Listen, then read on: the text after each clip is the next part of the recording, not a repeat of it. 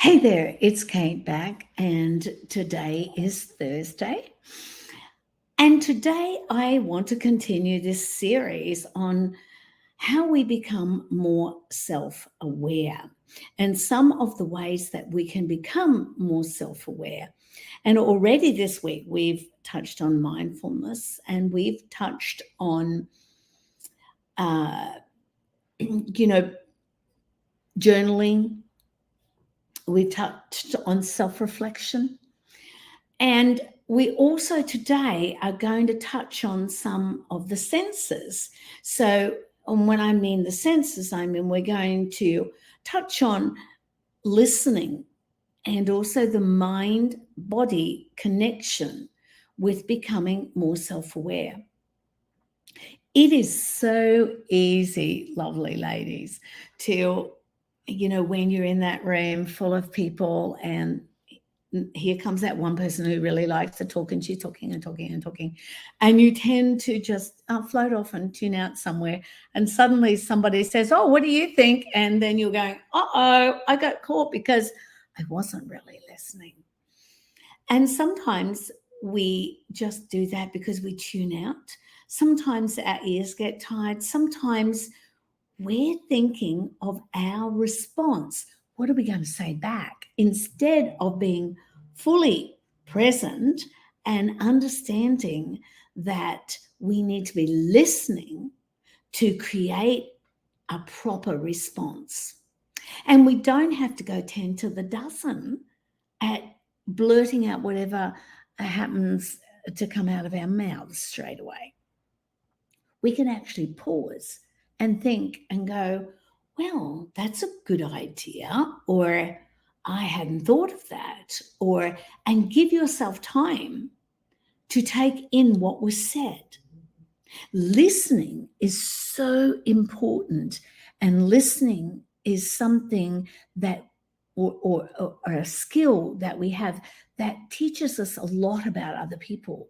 It's how we learn who other people are, by just listening to somebody speaking or what they're saying, just a conversation amongst ladies or a conversation in the room. You can pick up so much about another person. You can also pick up so much about yourself. You can work out why you're reacting that way to something that has been said. Why is that affecting you a certain way?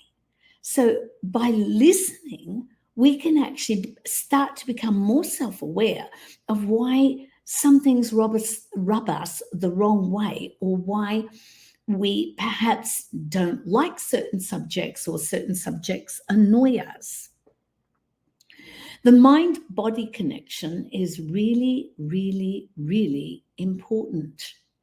Our body, how we feel, we may feel something before we actually think it, but there's always a thought there that produces that feeling.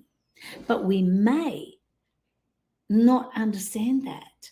We may get suddenly sick to the pit of our stomach, where somebody might say something and that causes a fear reaction within us, which generally is that, sick feeling in the pit of your stomach. Learning where things affect you in your body makes you more self-aware and able to sense when perhaps you're going to say something you're going to regret later, behave in a manner you don't like, get upset for no reason. Our body is a sensor to us that is telling us these things. Quite often, when I find that I am feeling like I'm a bit on the dumb side, I don't say that in a self-deprecating manner at all. But sometimes, you're with a whole lot of people and you go, wow, I just don't know anything compared to them on this subject. And for me, when that happens, I tend to, my instinct is to withdraw, and my instinct is to clam up and stop talking. So the reason that that happens and the reaction happens in my throat is that I'm afraid somewhere in my brain that I'm going to say something and everybody's going to think it's silly. So the reaction, the feeling that happens, of course, happens in my throat. Now, these days, I have a great oil for that. It's called One Voice. And if I am ever feeling afraid of speaking up or saying something that I really need to say or participating in a conversation, then I use my One Voice to make sure that, yes, my voice is valid. My voice can be heard. My voice is not dumb. My voice has its own thoughts and is okay to be able to say something. Quite often, we don't use our voice. We don't say something because of the very reasons that I've just stated. And so many times I have done that. And if I had have spoken up, instead of worrying about what everybody would think, I may have learned something quicker, faster, by actually understanding that you're always a beginner. There's always something to learn. There's always somebody who has got something to teach you. So being in tune with your body and understanding the reactions that your body has with the senses to it, that pit in your stomach, that fear thing, where does that come from? Why is it happening? What's the subject? What got said? What's the thought that caused that? All of these things, when you start to feel your feelings, look at your thoughts, see what thoughts are causing the senses in your body, listen to the conversation instead of always wanting to jump in, interrupt, or answer before you've really taken in what the other person has said. All of these things, surprisingly or not surprisingly, help us to become more self-aware. When we become more self-aware, we start to live life way more fully. We start to live our, I hate that word, the best life, but it is the best life. You start to live in more joy and more happiness. We start to see where things are pulling us down that don't need to be pulled down.